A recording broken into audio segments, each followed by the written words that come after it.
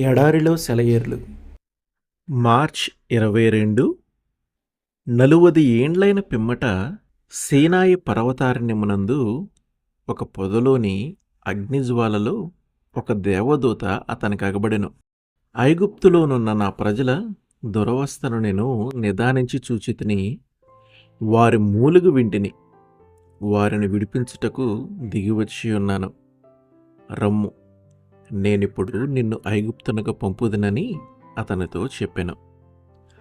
అపోస్తల కార్యములు 7:30-34.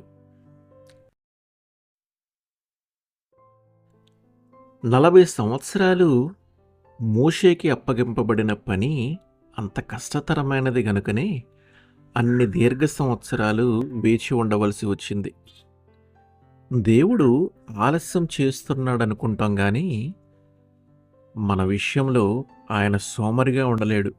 తన పనిముట్టులను పదును పెడుతున్నాడు. తన శక్తిని పరిపక్వం చేస్తున్నాడు.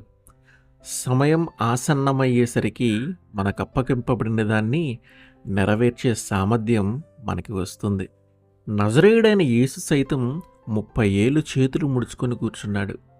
తన పనిని ప్రారంభించబోయే ముందు జ్ఞానంలో ఎదుగుతూ. దేవుడు హడావిడి పడడు.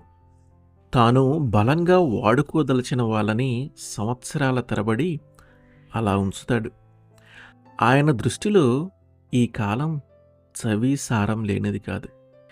బహుశా మనకు సంభవించే శ్రమల్లో అతి భయంకరమైన భాగం కాలమేనేమో.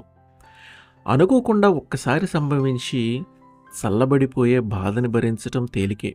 కానీ సంవత్సరాల తరబడి భారంగా ఒక దిగులు మనసుని అలుపుకొని కొనసాగితే, ప్రతినిత్యము అదే ఆవేదన, అదే గుండెల్ని పిండివేసే గుబులు వదలకుండా పీడిస్తే అంతకన్నా నరకం మరొకటి లేదు.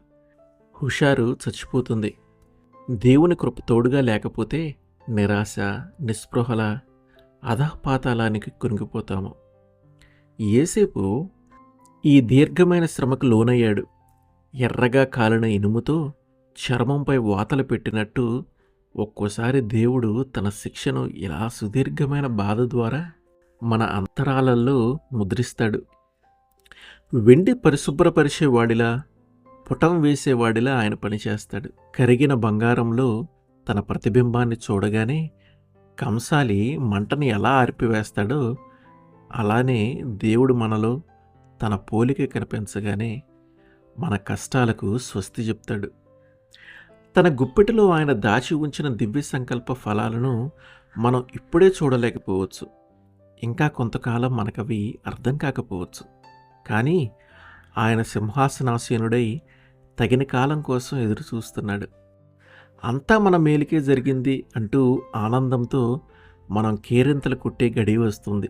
ఈ బాధ నుండి విముక్తి ఎప్పటికీ అని ఎదురుతెన్నులు చూడక యేసేపులాగా దుఃఖపు బడిలో పాఠాలను జాగ్రత్తగా నేర్చుకోవాలి. ప్రతి పాఠాన్ని విధిగా కంఠస్థం చేయాల్సి ఉంది. మనం పూర్తిగా సిద్ధపడినప్పుడు విముక్తి తప్పకుండా వస్తుంది. కానీ ఆ తరువాత ఉన్నతమైన స్థానంలో మన కర్తవ్యాన్ని నిర్వర్తిస్తున్నప్పుడు కష్టకాలంలో మనం నేర్చుకున్నవన్నీ ఎంత ఉపయోగిస్తామో తెలిసి వస్తుంది. భవిష్యత్తులో ఇంకా మహత్తరమైన బాధ్యతలు, ఉత్కృష్టమైన దీవెనలు మనకివ్వటం కోసం దేవుడు మనకి శిక్షణను ఇస్తున్నాడు.